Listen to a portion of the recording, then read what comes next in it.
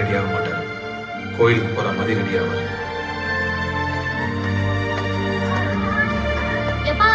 முருகா,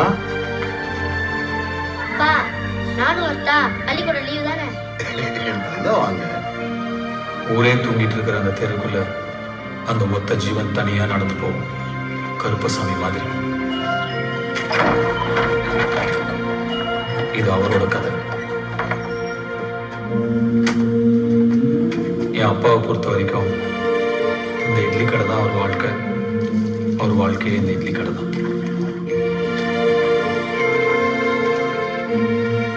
அவர் தனி, இந்த இட்லி கடை தனி.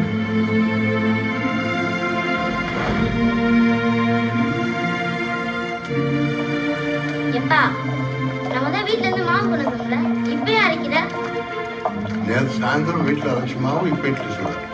இது சாயந்தரம் இட்லி சொல்லுவார். எனக்கு நினைவு தெரிஞ்ச நாள்ல இருந்து முக்காவாசி மெமரிஸ் என் அப்பா ஆட்டுக்கல்ல மாவு அரைச்சிட்டு இருக்கிற மாதிரி தான் இருக்கு. 2 மணி நேரம் நிறுத்தாம நான் ஸ்டாப்பா அரைப்பாரு. சாதாரண இட்லி சாம்பார் சட்னியா இருந்தாலும் அப்படி ஒரு டேஸ்ட்.